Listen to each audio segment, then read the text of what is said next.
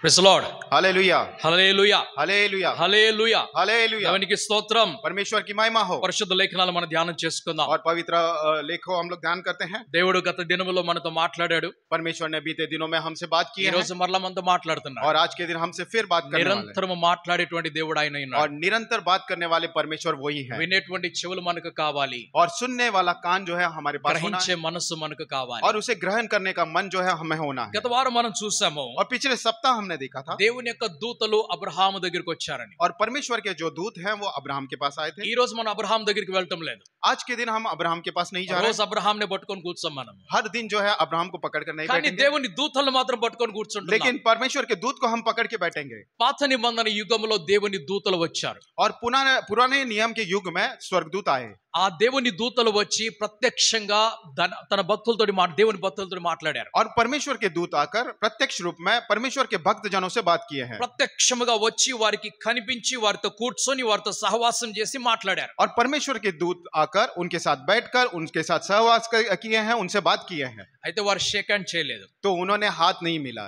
ఈ రోజు మనకు ఒకవేళ అవసరం ఉంటే అవకాశం ఉన్నట్లయితే अगर हमारे लिए ये जरूरत है మనం దేవుడికి కూడా షేక్ హ్యాండ్ ఇస్తాం. ఈ రోజు వెళ్ళి हम लोग परमेश्वर से भी हाथ मिलाएंगे। మారిపోయాం మనం ఈ రోజు. इतना यहाँ पर हम लोग बदल चुके हैं। నిజం చెప్తున్నాను ఈ మాటని. ये सही बात मैं कह रहा हूँ। దుఃఖముతో బాధతో చెప్తున్నటువంటి మాట ఇది. और दुख के साथ और ये दुख के साथ कहने वाला बात है। ఈ రోజు దేవుడితోటి షేక్ హ్యాండ్ చేసే విధముగా మనుషులు తయారైపోయారు. और आज के दिन परमेश्वर से हाथ मिलाने जैसा मनुष्य बदल चुका है। దేవుడు గాని దేవుని దూతలు గాని వచ్చినప్పుడు और परमेश्वर या फिर परमेश्वर के दूत जब आते हैं భక్తులు సాష్టాంగ పడి వారి పాదముల మీద కూర్చున్నారు. और वो जो भक्त हैं वो साष्टांग नीचे दंडवत करके उनके पैरों के ऊपर बैठे పాదముల దగ్గర పడిపోయి కూర్చొని और उनके पैर के ऊपर गिर ఎవరు కూడా సమానంగా కుర్చీలో కూర్చోలేదు. कोई भी समानता के साथ कुर्सी पर नहीं ఎవరు కూడా సమానంగా వెళ్ళి షేక్ హ్యాండ్ చేయలేదు. कोई भी समानता के साथ जाकर उनसे हाथ नहीं मिलाया। చేతులు జోడించారు. उन्होंने अपने हाथों को जोड़ा సాష్టాంగ పడ్డారు. और वो साष्टांग गिरे हैं భయముతోటి వినయముతోటి మాట్లాడారు. और वो भय के साथ उनसे बात की। కానీ ఈ రోజు ఇంగ్లీష్ కల్చర్ మన దగ్గరికి వచ్చేసింది. लेकिन इंग्लिश कल्चर हमारे बीच में आ ఈ चुका రోజు है। Shake hand shake hand shake hand వచ్చేసింది. और आज के दिन शेक हैंड हमारे बीच में आ चुका అందుకే है। నేను చెప్తున్నాను అవకాశం ఉన్నట్లయితే దేవుడితో కూడా షేక్ హ్యాండ్ చేస్తారని और చెప్పి. यहाँ पर ऐसा अवसर मिला तो हम भी जाकर परमेश्वर से हाथ కల్చర్ मिलाएंगे। మారే వరకు యేసు ప్రభు కిందకి రాడు. और ये कल्चर बदलने तक यीशु मसीह नीचे नहीं ఎప్పటి వరకు आएंगे। అయితే షేక్ హ్యాండ్ కల్చర్ మారదో అప్పటి వరకు ప్రభు దగ్గరికి రాడు. जब तक ये शेक हैंड का कल्चर नहीं बदलेगा परमेश्वर हमारे पास नहीं ఎందుకంటే आएंगे। మీరు షేక్ హ్యాండ్ తో పాటు వెళ్ళి ఆయన భుజాల మీద చేతులు వేసేస్తారు. क्योंकि आप उनसे हाथ मिलाने के बाद उनके कंधे के ऊपर हाथ ఎందుకంటే रखोगे। దేవుడిని ఈ రోజు గౌరవంతో చూడటం లేదు. क्योंकि परमेश्वर को एक गौरव के साथ नहीं देख ఆయన रहे हैं। సమానంగా లేకుండా కిందకు చూస్తున్నారు. उन्हें अपने समानता में या फिर अपने से नीचे देख रहे దేవుడు हैं। సర్వోన్నతమైనటువంటి స్థానంలో నివాసం ఉండేవాడు. और परमेश्वर एकदम ऊंचा स्थान पर निवास करने वाले ఆయన परमेश्वर हैं। సింహాసనము అందరికంటే ఎత్తైనటువంటి और సింహాసనం. उनका जो सिंहासन है वो सबसे ऊंचा ఆయన सिंहासन है। పాదముల దగ్గరే మనం ఉండాలి. उनके पैरों के पास ही हमें रहना है। మనం ఆయన కుర్చీ మీద ఎక్కడానికి ప్రయత్నం చేయొద్దు. हम लोग उनके कुर्सी पे ऊपर चढ़ने का प्रयास नहीं అపవాది करना। ఇదే ప్రయత్నం చేశాడు. और शैतान ने यही प्रयास किया నేను था। దేవుని పర్వతం మీదకి వెళ్తానన్నాడు. उन्होंने कहा था मैं परमेश्वर के पर्वत ఆయన पे जाऊंगा, సింహాసనం మీద నేను కూర్చుంటానని చెప్పాడు. उनके सिंहासन के ऊपर मैं बैठूंगा। రూపం మారిపోయింది. ఈ రోజు అపవాదికి లేదు. इस पर आज के दिनों शैतान का रूप जो है बदल चुका है। ఆయన రూపము కురూపముగా మారిపోయింది. उनका जो रूप है वो कुरूप में बदल चुका है। ఆయన ఈ రోజు కనిపించడం లేదు. वो आज के दिन दिखाई नहीं पड़ रहा। ఒకప్పుడు చాలా సౌందర్యముగా ఉండేటువంటి వాడు एक समय में वो बहुत ही सुंदर ఆయన दिखता था దేవుని దూతగా పిలువబడుచున్నటువంటి వాడు. और वो परमेश्वर का दूत के रूप में కానీ ఈ बुलाया రోజు जाता था। దాన్ని పోగొట్టుకున్నాడు. और आज के दिन उसने खो दिया। ఒకప్పుడు దేవుని దూతగా ఉన్నటువంటి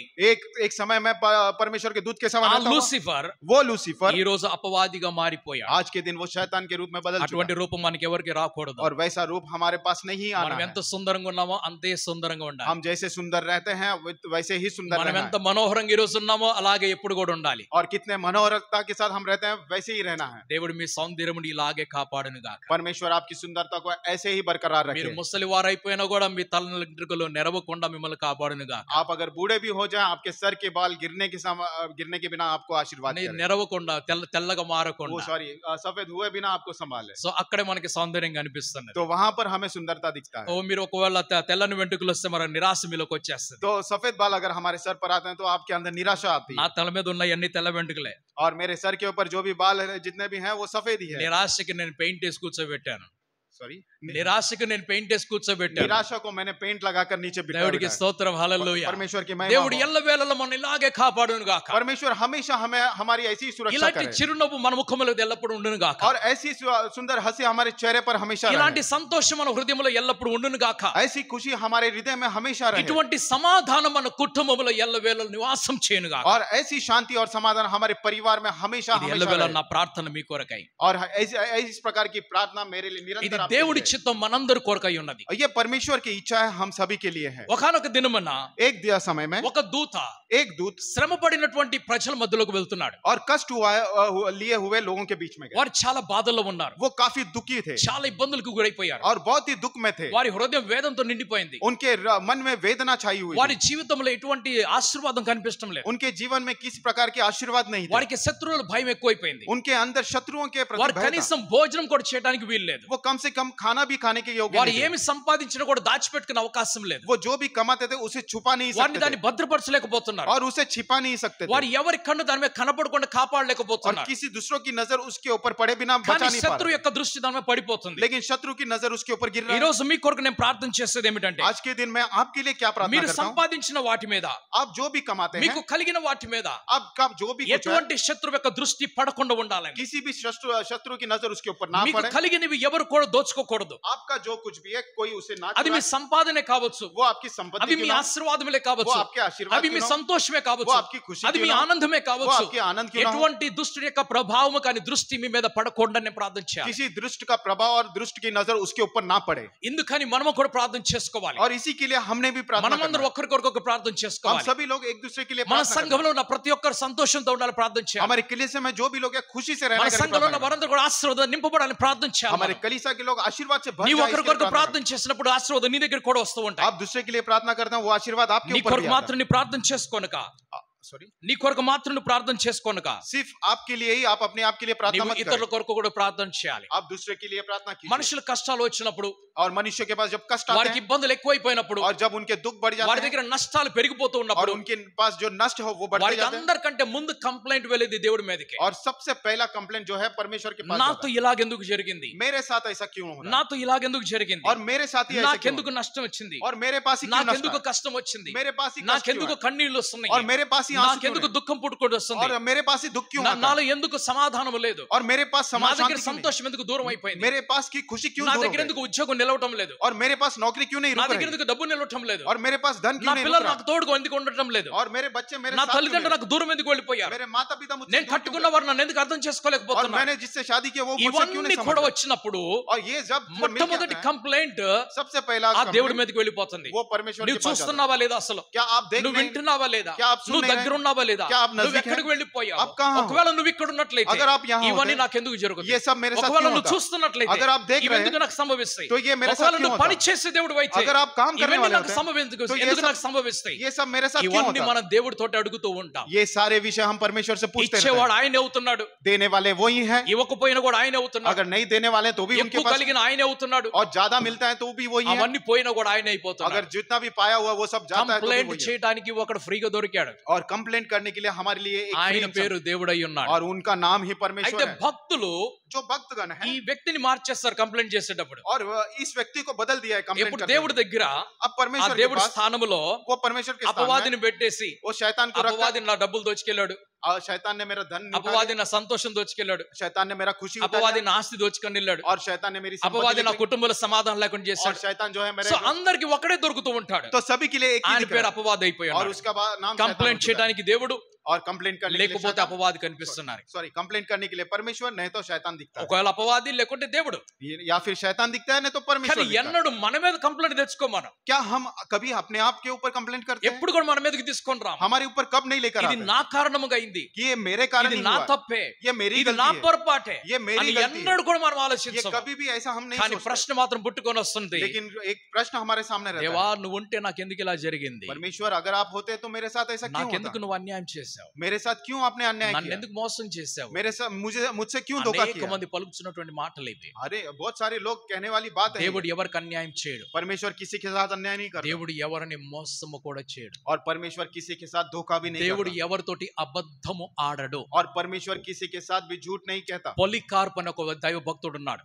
सॉरी, పొలికార్ప్ అని పేరు కలిగిన ఒక దైవ భక్తుడు ఉన్నాడు. और परमेश्वर के भक्तगण పొలికార్ पोलीकार्प नाम का एक, ఆయన దాదాపు 84 సంవత్సరముల వయసు కలిగిన వాడు. उनकी उम्र कम से कम 84 साल थी ఆ ప్రథమ యొక్క ఆదిమ సంగమ సమయంలో, और बहुत ही पुराने समय में जो कलीसिया ఆ थी ప్రాచీన కాలములో, और प्राचीन काल में ఆ మొదటి యుగములో और पहले युग में ఆ భక్తులు దేవుణ్ణి ఆరాధిస్తున్నప్పుడు जब भक्तगण परमेश्वर की आराधना कर रहे थे రాజులు ఆరాధన చేయకూడదని చెప్పేసి శాసనాన్ని తీసుకొని వచ్చారు. और राजा लोग जो है आराधना नहीं करना है करके एक शासन लेकर యేసు ప్రభు అనేటువంటి దేవుణ్ణి మీరు ఆరాధన చేయకూడదు.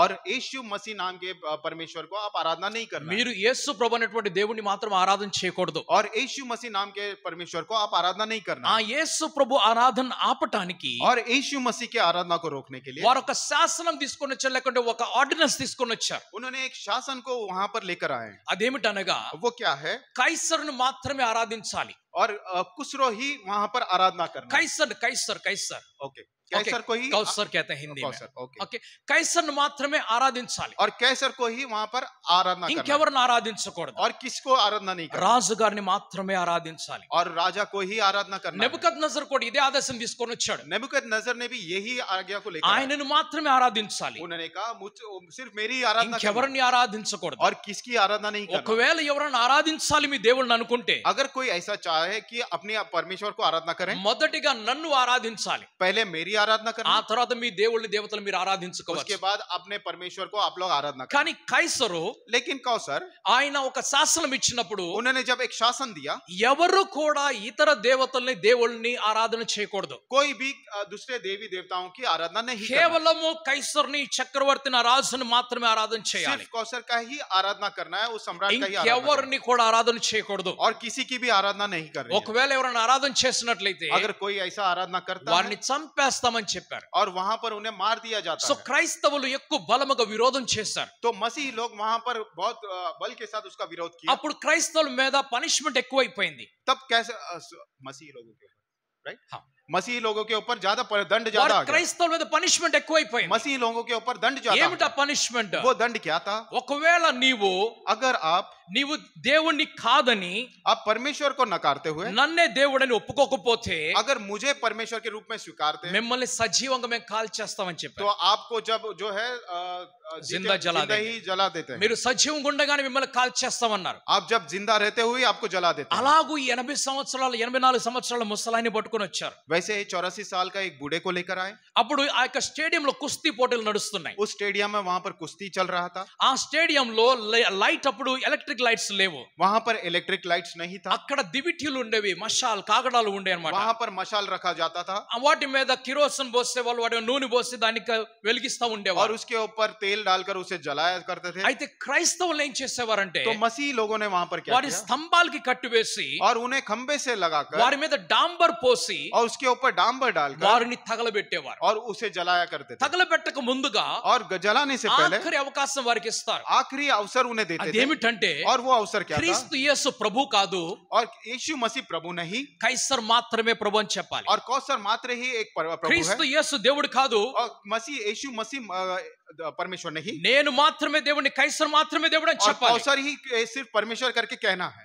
అలాంటి పరీక్ష వారి ముందుకు వచ్చింది. वैसी परीक्षा उनके सामने आ गई। ఒకవేళ వారు अगर वे लोग, యేసు ప్రభు దేవుడు కాదని కైసరు దేవుడని ఒప్పుకున్నట్లయితే अगर यीशु मसीह परमेश्वर नहीं है और कौसर परमेश्वर है करके वो स्वीकार వారి करते, ప్రాణములను విడిచిపెట్టేసేవారు. तो उनके प्राण को वो लोग छोड़ देते थे। ఒకే ఒక అవకాశం ఉన్నది వారికి. एक ही एक अवसर है उनके पास। ఒకవేళ కాదన్నట్లయితే अगर ऐसा ना हुआ, వారిని జైల్లో వేసేవారు, లేకుంటే కాల్చి చంపేసేవారు. उन्हें या फिर जेल में डालते थे या उन्हें जीते जी వారిని जला ఉరి देते थे। తీసేవాళ్ళు, या तो उन्हें फांसी देते थे వారిని కొరడాలతోటి కొట్టేవాళ్ళు. या फिर चाबुक से मारते थे। రకరకాల హింసలు వారి మీదకి వచ్చేసాయి. अनेक प्रकार की उनके ऊपर हिंसा होती थी। 84 సంవత్సరముల వయసు కలిగిన ఈ ముసలాయన और 84 साल की पाया हुआ ये जो అలాగ ఒక व्यक्ति, స్తంభానికి కట్టివేయబడ్డాడు. वैसे एक खंबे के साथ बांध दिया गया। ఆయన మీద డాంబర్ పోయబడడానికి సిద్ధముగా ఉన్నది. उनके ऊपर डांबर डालने के लिए वो तैयारी में थे। చివరిగా ఆయన అడుగుతున్నారు, और आखिरी बार उन्हें पूछ रहे हैं, యేసు ప్రభు దేవుడు కాదని చెప్పు నీవు. यीशु मसीह परमेश्वर नहीं है करके क्या हो? ఆయన దేవుడు కాదు, वो परमेश्वर नहीं है కైసర్ మాత్రమే దేవుడు అని और చెప్పాలి. कौसर ही परमेश्वर है करके कहना है, లేకపోతే నిన్ను కాల్ చేస్తామని చెప్పారు. नहीं तो आपको जीते जी जला देंगे। అప్పుడు అప్పుడు ఆయన ఇచ్చినటువంటి జవాబు ఏమిటంటే, तो उन्होंने उस बात का क्या उत्तर दिया? నా 84 సంవత్సరముల వయస్సులో मेरे पूरे 84 साल की उम्र में యేసు ప్రభు ఏ రోజు నాతోటి అబద్ధము చెప్పలేదు. यीशु मसीह ने कभी भी मुझे मेरे साथ झूठा नहीं ఆయన बोला। ఒక్క అబద్ధము కూడా నాతో మాట్లాడలేదు. उन्होंने मुझसे एक भी झूठ नहीं बोला। ఆయనను కాదని నిన్నెందుకు నేను ఒప్పుకుంటాను? उन्हें नकारते हुए आपको कैसे मैं स्वीकार నేను करूं? చావటానికి సిద్ధముగా ఉన్నాను. मैं मरने के लिए तैयार हूं। నా దేవుడు నన్ను రక్షించినా రక్షించకపోయినా मेरा परमेश्वर मुझे बचा है या ना बचा है, నేను చనిపోవటానికి సిద్ధముగా ఉన్నాను. मैं मरने के लिए तैयार हूं। ఆయన ఎలాగే స్తంభానికి కట్టేసి కాల్చివేశారు. और उन्हें वैसे ही खंबे से लटका कर और उन्हें जला ఆయన दिया गया। కాలిపోయి బూడిదైపోయాడు. वो जलने के बाद वो राख में बदल गया। కానీ ఆయన మాత్రము యేసు ప్రభుని కాదని చెప్పనలేదు. और वो यीशु मसीह को उन्होंने नकारा नहीं। షద్రక్ మేషక్ అబేద్నెగోలు शद्रक मेशक और अबेदनेगो, మా దేవుడు మమ్మల్ని రక్షించగలడు. और हमारा परमेश्वर हमें बचा सकता है। ఒకవేళ రక్షించకపోయినా కూడా अगर वो नहीं भी बचा पाए, నెబుకద్నెజర్ దేవుడు కాదు, ఆయనే మా దేవుడు. नबूकदनेस्सर हमारा परमेश्वर नहीं है, यीशु मसीह परमेश्वर है। మా దేవుడు ఆయన మాత్రమే. और हमारा परमेश्वर वो ही है। వారిని అగ్నిగుండంలో వేసే ముందుగా और आग की कुंड में उन्हें डालने से पहले 7 అంతలుగా అగ్నిగుండం వేడిని వారు పెంచేశారు. और 7 गुना वो जो उनकी जो गर्माहट है वो बढ़ गई, అక్కడ ఆ మంటను బాగా పెంచేశారు. और वो जो आग को है उतना बढ़ा दिया। वहां వారు पर కాలిపోవటానికి సిద్ధముగా ఉన్నారు. वो लोग जलने के लिए एकदम पूर्ण रूप से వారు तैयार थे, కాలిపోవటానికి సిద్ధముగా और ఉన్నారు. वो खुद भी जलने के लिए तैयार थे, దేవుణ్ణి తిరస్కరించడానికి సిద్ధముగా లేరు. लेकिन परमेश्वर को नकारने के लिए वो तैयार नहीं थे। ఒక భక్తుని యొక్క ఒక వాక్యం నేను గత దినం వింటున్నాను. और एक भक्तजन की जो वचन है वो मैं सुन रहा था। ఆయన చెప్పిన మాట ఏమిటంటే, उन्होंने क्या बात कही थी? క్రైస్తవులమైనటువంటి మనకు భారతదేశంలో और मसीह के रूप में हम लोग जो भारत देश में हैं, ఒక్క లాస్ట్ ఛాన్స్ ఈ రోజు ఇవ్వబడింది. एक आखिरी अवसर हमें दिया गया ఈ है। రోజు మనం దేవుడు నా దేవుడు ప్రభు అని ఒప్పుకోకపోతే अगर आज के दिन हम परमेश्वर का परमेश्वर के रूप में स्वीकार न करें, ఇంక ఎన్నడూ కూడా మనకు అవకాశం దొరకదు. हमें ये अवसर कभी नहीं मिलेगा। అదేమిటంటే, वो क्या है? మన దేశంలో हमारे देश में క్యాస్ట్ జనాభా నడుస్తుంది. और कास्ट जो है वो जनसंख्या जो है वो మన దేశంలో క్యాస్ట్ జనాభా నడుస్తుంది ఈ और రోజు. हमारे देश में कास्ट की जनसंख्या चल रही है, అది ఈ రోజు ప్రతి దేశంలో ప్రతి రాష్ట్రంలోకి వెళ్ళిపోయింది. और हर एक देश में हर एक राष्ट्र में जा चुका है। ఈ రోజు వరకు 90% మంది క్రైస్తవులు आज के दिन जो 90% मसीही लोग हैं, వారు ఎస్సీ పేరు మీద కూర్చొని మేము క్రిస్టియన్ కాదు అని చెప్తున్నారు. और वो लोग एससी कास्ट के ऊपर बैठकर हम मसीह नहीं है ఎందుకంటే करके, మేము క్రిస్టియన్ అని చెప్పినట్లయితే क्योंकि अगर वो कहते हैं कि हम मसीह మా हैं, ఉద్యోగాలు ఊడిపోతాయి, हमारी नौकरियां चली మా जाएंगी, పిల్లలకి స్కాలర్షిప్లు రావు, हमारे बच्चों का स्कॉलरशिप మా नहीं आएगा, చదువులు ఏం కావాలి, మా భవిష్యత్ ఏం కావాలి. हमारे पढ़ाई का क्या होगा, हमारे भविष्य का क्या होगा। ఈ భయముతోటి ये भय के साथ నేను క్రైస్తవుడని ఈ రోజు చెప్పుకోలేకపోతున్నా. मैं मसीह हूं करके आज के दिन नहीं बता पा रहा గవర్నమెంట్ ఏమైనా అవకాశం ఇచ్చిందంటే, है। गवर्नमेंट ने क्या अवसर दिया? నీ చరిత్రని నేను పట్టించుకోను. मैं आपके चरित्र को नहीं पकड़ता हूं। నీవు గతంలో ఏమై ఉన్నావో నాకు అనవసరం. आप पहले क्या हुआ करते थे मुझे नहीं पता। ఈ 2023-24 సంవత్సరంలో ये आज के दिन 2023 और 24 में నీవు ఏమై ఉన్నావో నాకు చెప్పు. आप कौन है, आप मुझे बताओ। అందులో గ్రాండ్ ఫాదర్, గ్రాండ్ మదర్, और उसमें दादाजी, మదర్, दादी माँ, ఫాదర్, माता पिता, husband, wife, husband wife children, और बच्चे, ఇవన్నీ కూడా వచ్చేసాయి. ये सारी चीजें आ चुकी हैं। అందరు కూడా వారి వారి రిలీజన్ రాయాలి. और सभी लोग अपना अपना रिलीजन लिखना है। తాతగారి రిలీజన్ హిందూ ఉందనుకుందాం, अगर दादाजी का जो रिलीजन है वो हिंदू है, మమ్మీ ఇస్లాం ఉందనుకుందాం, और माँ जो है वो इस्लाम है, కొడుకు రిలీజన్ హిందూ ఉందనుకుందాం, और बेटे का रिलीजन हिंदू है, కూతురు రిలీజన్ సిక్ और ఉందనుకుందాం, बेटी का रिलीजन सिख है, ఇంకొక కూతురు రిలీజన్ జైన్ ఉందనుకుందాం, और दूसरी बेटी का रिलीजन जैन మీ है, రిలీజన్ క్రిస్టియన్ ఉందనుకున్నాము. और आपका रिलीजन क्रिश्चियन है। అక్కడ మీరు నేను క్రిస్టియన్ అని రాయాలి. वहां पर आपको सिर्फ क्रिश्चियन करके लिखना है। మిమ్మల్ని ఇక్కడ నుంచి ప్రభుత్వము క్రిస్టియన్ గానే గుర్తిస్తుంది. और आज से आगे आपको जो सरकार है वो आप मसीह के लोग మీ में देखेंगे। ఎస్సీని కదిలించదు, सॉरी, మీ ఎస్సీ అనేటువంటి టైటిల్ ని కదిలించదు. और वो आपका एससी का जो टाइटल है उसे नहीं हटाएगा। జరిగిపోయింది ఏదో జరిగిపోయింది. जो कुछ बीत गया बीत ఎక్కాల్సిన गया, ఉద్యోగానికి ఎక్కేసావు, और चढ़ने वाली नौकरी में తినాల్సిన चले జీతం गए, నువ్వు తినేసావు, और खाने वाले जो తెచ్చుకోవాల్సిన वेतन స్కాలర్షిప్ पाए, నువ్వు తెచ్చేసుకున్నావు. और जितने स्कॉलरशिप पाए थे पा चुके हैं, దాన్ని నేను ఆపను, और उसे नहीं అది रोकेंगे, కంటిన్యూ అవుతుంది. वो कंटिन्यू ही ఈ रहेगा। రోజు అన్న నువ్వు చెప్తావని క్రిస్టియన్ आज के दिन क्या आप बोलोगे कि आप क्रिश्चियन हो? రాదు నోట్లోంచి మాట. अपने मुंह से ये बात नहीं आएगा। हालेलुया। నేను కోరుకొని ఎస్సీ తెచ్చుకున్నాను, मैं चाह कर मांग कर एससी को लेकर आया, నేను కోరుకొని దాన్ని వదిలిపెట్టేసి వచ్చాను. और मैं चाह कर मांग कर उसे छोड़ कर आया। ఎవరన్నా ఇంటికి వస్తే నేను చెప్పిన మాట, कोई भी घर पर आते हैं मैं जो कहता हूँ, మిమ్మల్ని క్యాస్ట్ అడిగితే క్రిస్టియన్ అని చెప్పండి. आपसे कास्ट अगर पूछेंगे तो क्रिश्चियन करके कहिए. సబ్ క్యాస్ట్ అని అడుగుతూ ఉంటారు. सब कास्ट करके पूछते हैं. పెంతెకోస్తు అని చెప్పండి. पेंटिकोस्ट करके कहना. రాపించండి. పెంతెకోస్తు జనాభా లెక్కల్లోకి వెళ్ళాలి. और पेंटिकोस्ट की जनसंख्या में आपका नाम होना है. Amen hallelujah. Amen hallelujah. అంతియోకియా అనేటువంటి ప్రదేశంలో अंतियोकिया नाम की एक प्रदेश में ఇలాంటి లెక్కలు రాస్తూ ఉన్నప్పుడు ऐसे जब जनसंख्या लिख रहे थे క్రైస్తవులుగా పేరుగాంచినటువంటి వారు, और मसीह के जो नाम पाए हुए लोग थे, క్రీస్తుని వెంబడిస్తున్నటువంటి వారు, और मसीह के पीछे चलने वाले నీటిలో लोग थे, మునిగి బాప్తిసం తీసుకున్న వారు, पानी में डूबकर बपतिस्मा लिए రక్షణ लोग, పొందుకున్న వారు, और जिन्होंने उद्धार को पाया थे, పరిశుద్ధ దేవుని ఆలయంలోకి వచ్చి దేవుణ్ణి ఆరాధిస్తున్నటువంటి और వారు, पवित्र परमेश्वर के आलय में अगर उन्हें మీ आराधना करने वाले కాస్ట్ लोग, ఏమిటి అని వారిని అడిగారు. आपकी कास्ट क्या है మీ करके पूछ మతం रहे हैं. ఏమిటి అని అడిగారు. आपकी कास्ट क्या है? మాకేమి లేదు ఇప్పుడు అన్నారు. वो कहते हैं कि हमारा कुछ भी ఒకడన్నాడు नहीं. నేను యూదుడిగా ఉండేవాడిని, एक कहता था कि मैं यहूदियों के నేను ఒక साथ- రోమియుడిగా ఉండేవాడిని, मैं रोमियों का నేను గ్రీకు వాడిని, मैं ग्रीक, నేను ఇంకొక దేశం వాడిని, मैं दूसरे देश నేను का था, పర్షియా వాడిని, मैं फरीसी था, నేను మాసిదోనియా వాడిని, मैं मासिदोनिया నేను वाला ఇక్కడ था, వాడిని, నేను అక్కడ వాడిని. मैं यहाँ का था, मैं वहाँ का था. కానీ మేమందరం ఈ రోజు लेकिन हम सभी लोग आज के दिन- సజీవుడైనటువంటి యేసు క్రీస్తుని ఆరాధిస్తున్నాము. और ये जीवित यीशु मसीह की आराधना करते हैं. మరి మీకేమని పేరు పెట్టాలి? तो आपके लिए क्या नाम रखना है? మాకేమీ లేదు. हमारा तो कुछ नहीं. అప్పుడు ప్రభుత్వం ఏం చేస్తుందంటే, तब सरकार ने क्या किया? మీకు మేము క్రిస్టియన్ అనే ఒక క్యాస్ట్ ఇస్తున్నాము, రిలీజన్ ఇస్తున్నామని చెప్పారు. तो उन्होंने कहा कि हम आपके लिए क्रिश्चियन नाम का एक रिलीजन देते हैं. అది మొట్టమొదటిసారిగా భూమి మీద క్రైస్తవ రిలీజన్ రికార్డ్ చేయబడింది. वो सबसे पहले बार इस धरती के ऊपर क्रिश्चियन करके वो ఎప్పుడు religion వచ్చింది था. ఇది? ये कब आया? ఎందుకంటే క్రీస్తుని అనుసరించే ఒక గుంపు ఒక చోట కూడుకున్నప్పుడు क्योंकि मसीह का अनुसरण करने पे उनके पीछे चलने वाले एक ఆ समूह एक जगह पर గుంపుకి बैठे ఒక थे, పేరు కావాలి. और उस समूह का एक नाम होना అందుకు है. క్రైస్తవులు అనేటువంటి పేరు వచ్చింది. इसलिए क्रिश्चियन नाम का नाम वहां पर रखा गया. మనుషుల ఎదుట నీవు నన్ను ఒప్పుకోకపోతే और मनुष्य के सामने आप अगर मुझे नहीं स्वीकार నా करोगे, తండ్రి ఎదుట కూడా నేను నిన్ను ఒప్పుకోను. और मेरे पिता के सामने मैं आपको नहीं स्वीकार करूंगा. దేవునికి స్తోత్రం. परमेश्वर की महिमा हो. Praise the Lord. Hallelujah Hallelujah. Hallelujah. మన దగ్గర ఉద్యోగం మాత్రమే ఖతరాలో ఉంది. हमारे पास सिर्फ और सिर्फ हमारी नौकरी खतरे में है. పొలికార్ప్ కి ప్రాణము, और पोलीकार्प को है उनकी जो, షద్రక్ మేషక్ అబేద్నెగోల ప్రాణము, और शद्रक मेशक अबेदनगो उनका जो प्राण, సింహాల బోనులో ఉన్నటువంటి సింహములు, ఆకలి కొరిన సింహములు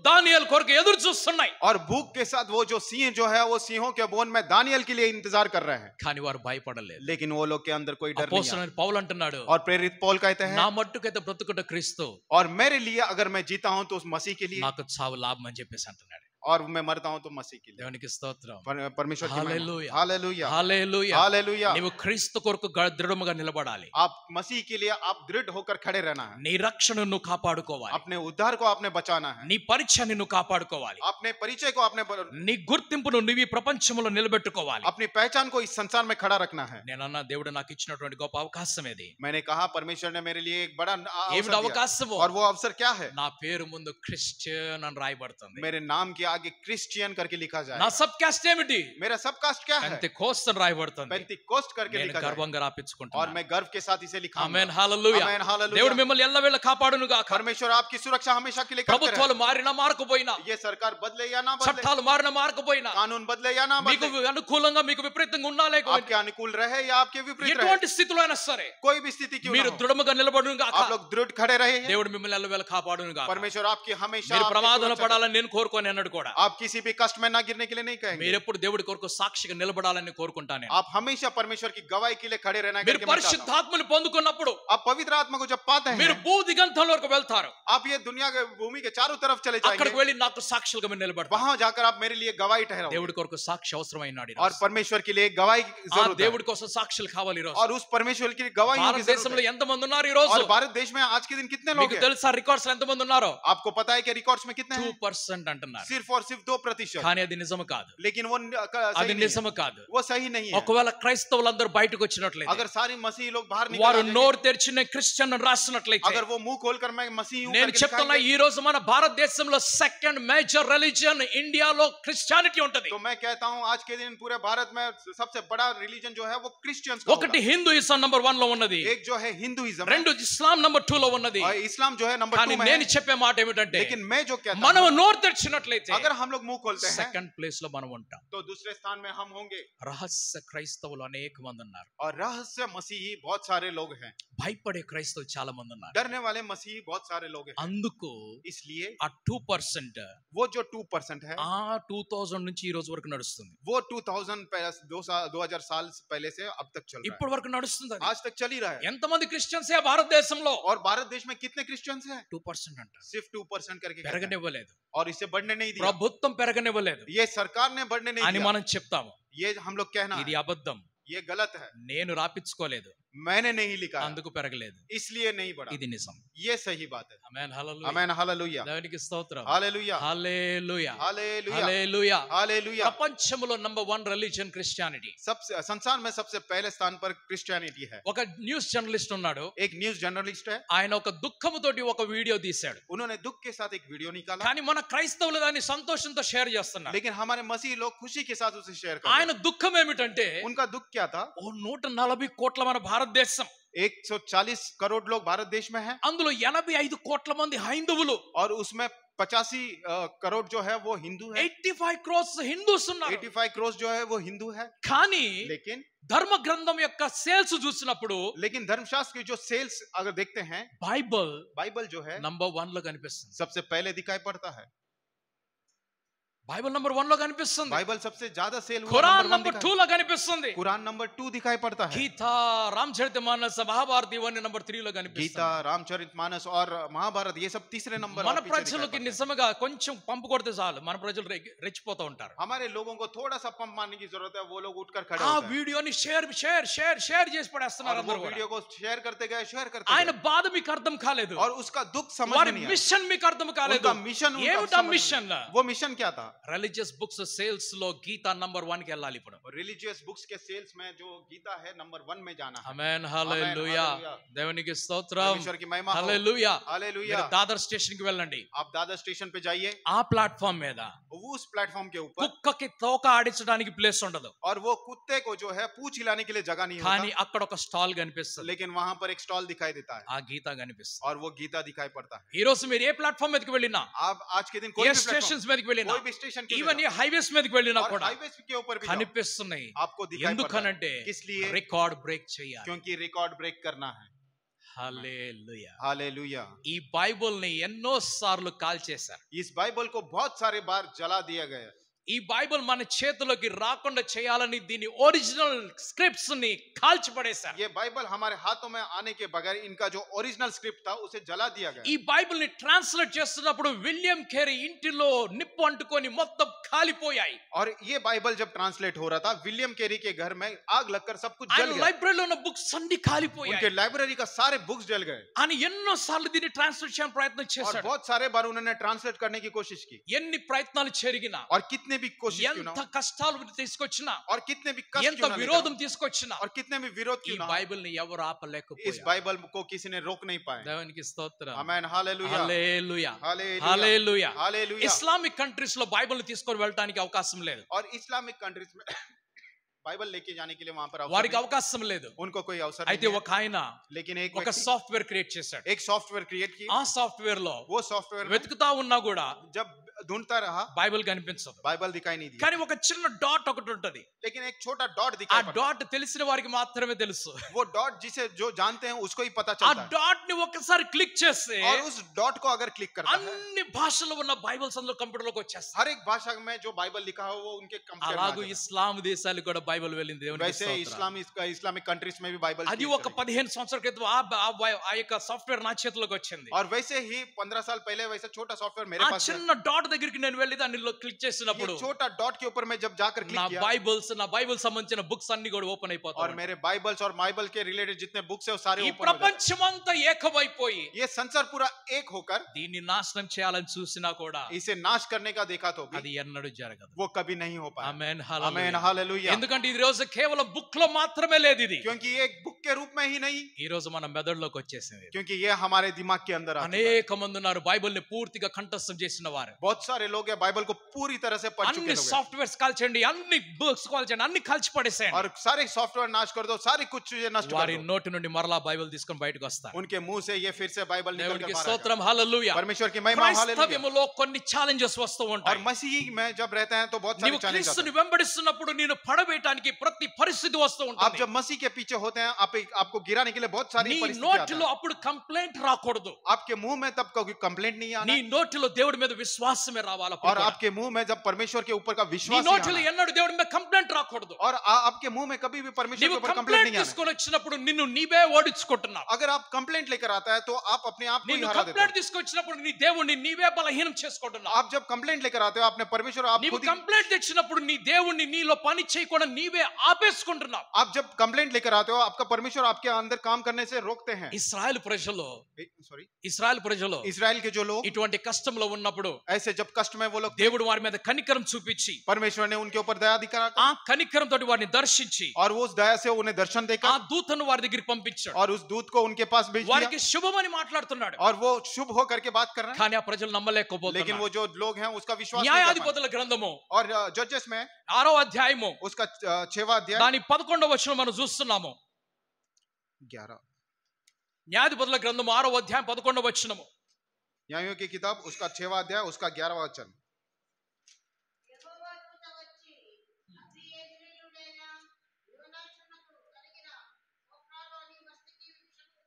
ఉమ్. హా. ఉమ్.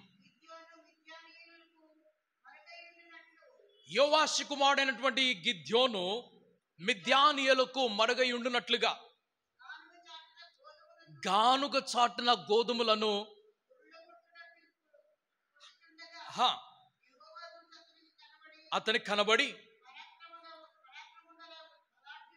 పరాక్రమము కలిగినటువంటి బలాఢ్యుడా, యెహోవా నీకు తోడయున్నాడని చెప్పి అతనితో అనగా, గిద్యోను, చిత్తము నా ఏలినవాడా, యెహోవా మాకు తోడయుండినడల ఇదంతయు మాకు ఎలా సంభవించును. ఆమేన్, హల్లెలూయా. Amen, hallelujah. దేవుని దూత గిద్యోను దగ్గరికి వస్తున్నాడు. परमेश्वर के दूत गिद्योन के पास आते हैं ఈ గిద్యోను ఇప్పుడు గోధుమలు తీసుకొని వాటిని చల్లుతూ ఉన్నాడు. और ये गिद्योन जो है गेहूं लेकर उसे ఆ యొక్క పనుల నుంచి వేరు చేస్తున్నాడు. और वो छाट रहा था।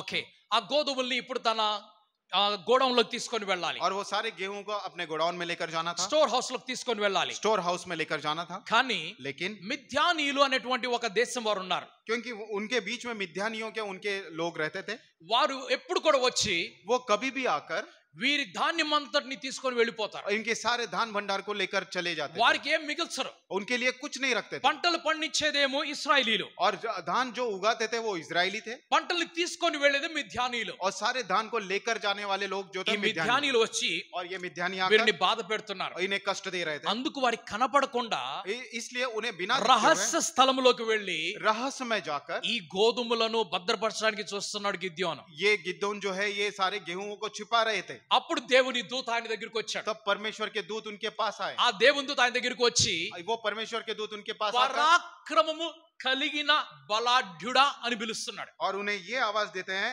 हे शूरवीर सुरमा। ఓకే, హే సూర్వీర్ సూర్మ అంటున్నారు. वहां पर कहते हैं हे शूरवीर सुरमा। మ్యాన్ ఆఫ్ వ్యాలర్ ఇంగ్లీష్ లో రాస్తుంది. పరాక్రమము కలిగినటువంటి బలాఢ్యుడా అని రాస్తున్నారు.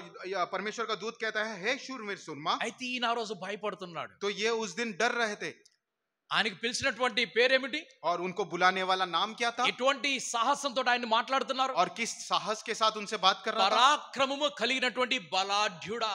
हे शूरवीर सुरमा करके कहते हैं। పరాక్రమం అంటే అపారమైనటువంటి శక్తి అని అర్థం. और शूरवीर का अर्थ है तो बहुतायत की शक्ति उसके अंदर है। చాలా ఎక్కువగా ఉన్నటువంటి శక్తి. और उसके अंदर बहुत ही शक्ति है। అటువంటి బలము కలిగినటువంటి మనిషి. वैसी शक्ति को पाया हुआ मनुष्य, కానీ लेकिन ఆయన భయపడిపోతున్నాడు. वो अपने अंदर ही अंदर अंदर डर रहा है, మిథ్యానీయులతోటి वो భయపడిపోతున్నాడు. मिथ्यानियों से वो डर रहा है। ఆయన భయపడినప్పుడు वो जब डर रहा है, దేవుడు అతని దూతని ఆయన దగ్గరికి పంపించాడు. परमेश्वर ने अपने दूत को उसके पास भेज दिया। నీవు భయపడుతున్నప్పుడు आप जब डर रहे हो, దేవుడు తన వాక్యమును నీ దగ్గర పంపిస్తాడు. परमेश्वर अपने वचन को आपके पास भेजेगा। నీవు భయపడుతున్నప్పుడు जब आप डरते हैं, దేవుడు నీతో మాట్లాడతాడు. परमेश्वर आपसे बात करता నీవు है। భయపడుతూ ఉంటే आप जब डरते నిన్ను रहोगे, భయములో దేవుడు విడిచిపెట్టడు. आपको डर में परमेश्वर ऐसे నీతో नहीं छोड़ेगा। మాట్లాడటానికి తన వాక్యమును తీసుకొని వస్తాడు. आपसे बात करने के लिए वो अपने वचन को నీకు लेके आए। ధైర్యమును కలుగజేస్తాడు. आपको धैर्य देगा, నీకు సాహసాన్ని కలుగజేస్తాడు. आपके अंदर साहस నిన్ను देगा, మరలా తిరిగి నిలబెడతాడు. आपको फिर से खड़ा నువ్వు करेगा। ముందుకు వెళ్తావు, వెనకకు వెళ్ళవు. आप आगे बढ़ोगे, पीछे నువ్వు नहीं जाओगे। దాక్కోవు, आप नहीं నువ్వు బయట छुपोगे, కనిపిస్తావు. आप बाहर दिखोगे। ఎవరిని చూసి నువ్వు భయపడి బయట దాక్కోవాల్సిన అవసరం లేదు. आप किसी को देखकर अंदर छुपने की जरूरत నీ नहीं। భయాన్ని దేవుడు దూరం చేస్తున్నాడు. आपके डर को परमेश्वर दूर करेगा। దేవుడు నిన్ను ప్రేమిస్తున్నాడు కాబట్టి నీతో మాట్లాడుతున్నాడు. परमेश्वर आपसे प्रेम रखते हैं, इससे आपसे बात దేవుడు करते हैं। నిన్ను ప్రేమిస్తున్నాడు కాబట్టి నీ భయమును నీలోంచి దూరం చేస్తున్నాడు. परमेश्वर आपसे प्रेम रखते हैं, इसके लिए आपके अंदर के भय को आपसे ఇప్పుడు दूर रखते हैं। గిద్యోను దగ్గరికి దేవుని దూత వచ్చి आप गिदोन के पास परमेश्वर के दूत आकर ఆయనలో ఉన్నటువంటి భయమును దూరం చేస్తున్నాడు. उसके अंदर के जो डर है उसको అయితే दूर గిద్యోను దగ్గర ఒక ప్రశ్న ఉన్నది. कर। इसलिए लेकिन गिदोन के पास एक प्रश्न ఎందుకు है। ప్రశ్న వచ్చింది? वो प्रश्न क्यों आया? దేవుని దూత ఏమంటున్నాడంటే परमेश्वर का दूत उससे क्या कर యెహోవా रहा है? నీకు తోడై ఉన్నాడు. यहोवा तेरे संग है ఆ करके कहता है। దేవుడు నీకు తోడై ఉన్నాడు. वो परमेश्वर आपके संग है। ఈయన ప్రశ్నే వచ్చింది ఇప్పుడు. इनका सवाल क्या ఒకవేళ है? దేవుడు నాకు తోడుగున్నట్లయితే अगर परमेश्वर हमारे संग है మాకు ఇవన్నీ ఎందుకు సంభవిస్తున్నాయి? तो ये सारी विपत्ति हमारे पास क्यों आई? ఒకవేళ దేవుడు మాకు తోడుగా ఉన్నట్లయితే अगर परमेश्वर हमारे संग है ఇవి మాకెందుకు సంభవిస్తున్నాయి? तो ये विपत्ति हमारे पास దీనికి क्यों అర్థం आई? ఏమిటి? इसका अर्थ क्या దేవుడు है? మాకు తోడుగా లేడు. क्योंकि इसका अर्थ यह है कि परमेश्वर उनके संग దేవుడు नहीं మమ్మల్ని है। వదిలేసి దూరంగా వెళ్ళిపోయాడు. परमेश्वर उन्हें छोड़ के आगे ఆయన चले गए। చూసే దేవుడు కాదు, वो देखने वाले ఆయన परमेश्वर नहीं, మాట్లాడే దేవుడు కాదు, वो बात करने वाले ఆయన అర్థం परमेश्वर नहीं, చేసుకునే దేవుడు కాదు, वो समझने वाले ఆయన परमेश्वर नहीं, సహాయం చేసే దేవుడు కాదు, वो सहायता करने वाले ఆయన మమ్మల్ని परमेश्वर नहीं, విడిచిపెట్టి వెళ్ళిపోయిన దేవుడు. वो हमें छोड़कर चले गए परमेश्वर हैं। దానికి దేవుడు ఏమంటున్నాడు తెలుసా? तब परमेश्वर उनसे क्या कहते మొదటి हैं? వచనం చదువుకుందాం. आगे का वचन पढ़ते हैं। మొదటి వచనం. सॉरी, पहला वचन पढ़ेंगे। ఇశ్రాయేలీయులు యెహోవా దృష్టికి దోషులైనందున యెహోవా 7 సంవత్సరములకు వారిని ఎందుకు అప్పగించాడు దేవుడు వారి చేతిలో? किस लिए उनके वश में कर दिया? ఎందుకు వారు బలహీనలైపోయారు ఈ రోజు? क्यों वो कमजोर पड़ गए? ఎందుకు వారు భయపడవలసి వస్తుంది? और क्यों उन्हें डरने लग रहा? ఎందుకు శత్రువులు వారి మీదకి వస్తున్నారు? और क्यों शत्रु उनके ऊपर आ रहे हैं? ఎందుకు వారి ఆశీర్వాదం వారి దగ్గర రావటం లేదు? और क्यों उनके आशीर्वाद उनके पास नहीं रह रहे? ఎందుకు వారి జీవితంలో సంతోషం లేదు? क्यों उनके जीवन में खुशी और आनंद కారణం नहीं? ఏమిటి? कारण क्या है? దేవుడు వదిలిపెట్టేశాడా? क्या परमेश्वर ने छोड़ दिया? దేవుడు వదిలిపెట్టేశాడా? क्या परमेश्वर ने छोड़ దేవుడు दिया? అర్థం చేసుకోవటం లేదా? क्या परमेश्वर దేవుడు समझ नहीं? సహాయం చేయడం మానేశాడా? क्या परमेश्वर सहायता करना छोड़ ఎందుకు दिया? వదిలిపెట్టాడు? क्यों छोड़ दिया? ఎందుకు వదిలిపెట్టాడు? क्यों बुरा किया? क्यों छोड़ दिया? వారు वे लोग చెప్పండి ఎందుకు వదిలిపెట్టారు? వారు वे लोग యెహోవా దృష్టికి यहोवा का दृष्टि में దోషులైనందున. उन्होंने बुरा किया है, दोषी हैं। మనం దేవుని దృష్టిలో దోషులుగా ఉన్నప్పుడు हम परमेश्वर की दृष्टि में जब दोषी पाए जाते हैं, దేవుడు కొంత సమయం వరకు మనల్ని విడిచిపెడతాడు. परमेश्वर कुछ समय के लिए हमें छोड़ देते हैं। విడిచిపెడతాడంటే పూర్తిగా విడిచిపెట్టాడు. छोड़ देते हैं इसका मतलब पूर्ण रूप से छोड़ नहीं మనం देते। మారే వరకు మన చుట్టే ఉంటాడు ఆయన. वो हम लोग बदलने तक हमारे चारों तरफ ही रहते हैं, మన దగ్గరే ఉంటాడు, ఎక్కడికి వెళ్ళాడు. हमारे पास ही रहते हैं, कहीं नहीं మనం जाते। మారాలి. हमने बदलना है। యెహోవా దృష్టికి వారు దోషులైపోయి ఉన్నారు. और यहोवा की दृष्टि में वो लोग दोषी हैं। ఇప్పుడు వారు దోషమును మాన్పివేసేయాలి, ఆపివేసేయాలి. अगर वो आज के दिन वो दोषी को वो వారి अपने యొక్క పాపములు ఆపివేసేయాలి. वो उनके पाप को रोक देना వారి है, చెడుతనమును ఆపివేసేయాలి. अपनी बुराई వారి काम रोक దుష్టతను देना है, మానివేసేయాలి. अपनी दुष्टता बंद అప్పుడు करना है, దేవుడు మరలా తిరిగి వస్తాడు. तब परमेश्वर फिर से लौट आएंगे। 7 సంవత్సరాల పనిష్మెంట్ అయితే తీసుకోవాల్సి వస్తుంది. 7 वर्ष का दंड जो है वो तो लेना ही पड़ेगा। ఈ మధ్యలోనే దేవుడు గిద్యోను దగ్గరికి వస్తున్నాడు. और इसी बीच में परमेश्वर जो है गिदोन के पास आता యెహోవా నీకు తోడై ఉన్నాడు. है। यहोवा तेरे संग है। ఈ రోజు దేవుడు మనతో మాట్లాడుతున్నాడు. आज के दिन परमेश्वर हमसे बात దేవుడు करते మీ हैं, అందరితో మాట్లాడుతున్న మాట, आप सभी से ये बात कहते ఆ हैं, దేవుడు మీకు తోడై ఉన్నాడు. वो यहोवा आपके परमेश्वर ఆ आपके దేవుడు संग మీకు है। తోడై ఉన్నాడు. वो परमेश्वर आपके संग है। మీ శత్రువు ఎంత బలము కలిగిన వాడైనా आपके కూడా शत्रु कितना भी बलवान क्यों ना हो, జయం మీకు మాత్రమే కలుగుతుంది. आपकी ही विजय होगी।